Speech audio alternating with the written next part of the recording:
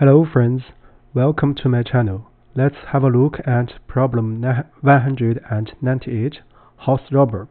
So this is a daily challenge problem for today.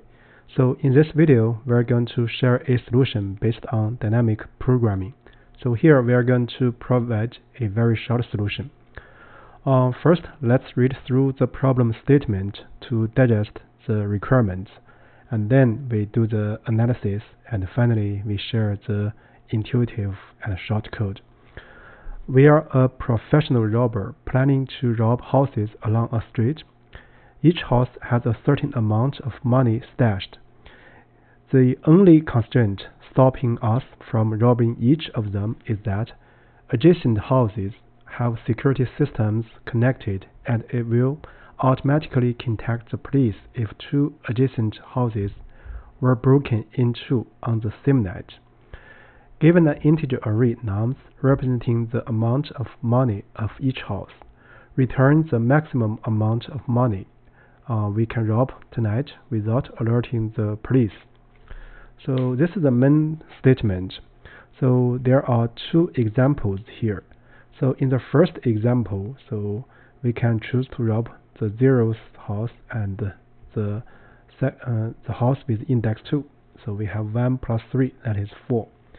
For the second example, we can choose to rob the houses at index 0, 2, and 4, right? So we get 2 plus 9 plus 1, that is 12. So before we do the analysis, it's important to look at the constraints. So the first constraint is on the length of the list nums. So it's not empty, and it's bounded above by 100 in length. So another thing to be noticed is that so each house has money as non-negative, right? So this is also important. If you allow the nums can be negative, then if we rob that kind of houses, so we are going to decrement our total amount in some cases. So with that said, we are ready to do the analysis. So for this problem and its similar problem like rob house 2 and so on, so we can address this kind of problem using dynamic programming. So it's actually rather straightforward in a sense. So here I'm going to use a DP table to fix the idea. So I'm going to define the DPI, the generic element of this table, to be the maximum amount of money we can rob from the starting up to the index I inclusive. So this is the table interpretation in general. So next we want to explain how do we do the DP update rule. So that's done. So the code is almost there.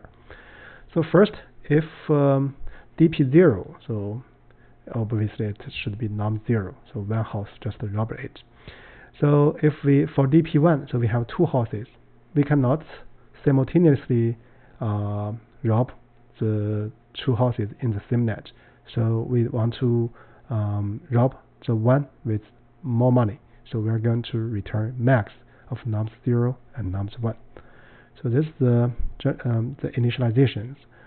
So for the general case, to determine DPI, so we could consider robbing house at index I or not, right? So let's do this. So if we do not robbing on house I, then DPI will be DPI minus 1. So if we use the interpretation of DPI, right?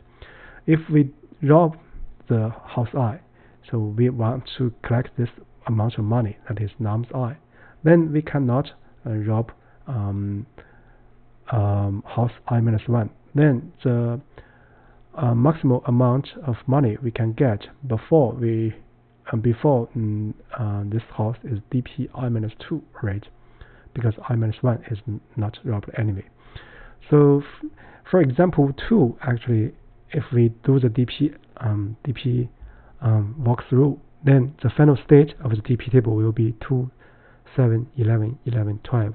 In other words, so we can get the maximum money 12. So in this example, 12 can be 2 plus 9 plus 1, right? So with that said, we are ready to write the code. First, I'm going to get the n. The n will be the length of this list.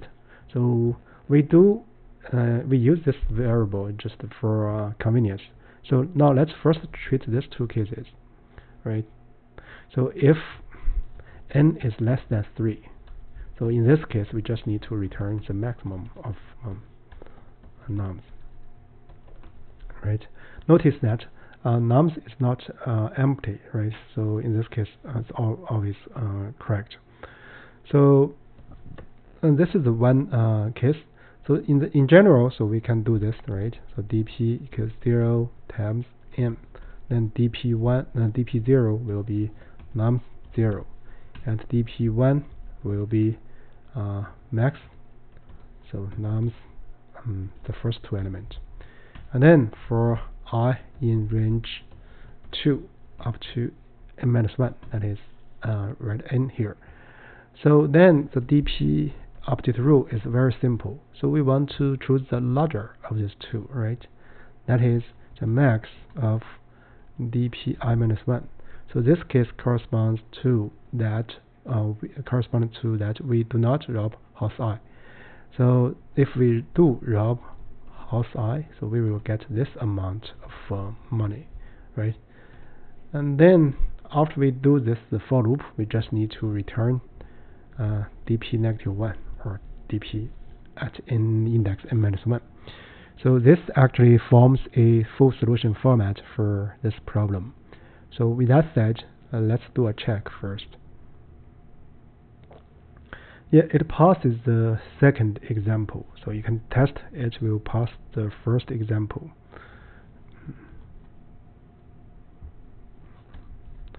So we're going to do this. Yeah, this is the 4. So now let's do the generic case. Yeah, it passes all the cases. So I would say up to now we finished solving this specific problem. So as you may be aware of, so dp is a very standard or routine way of solving some problems in Leetcode and in some other platforms.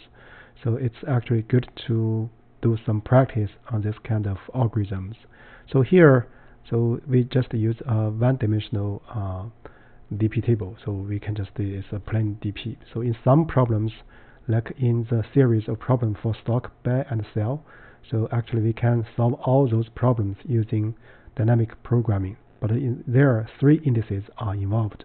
We call it 3-dimensional dp. So you can check out the corresponding videos in this channel for more practices.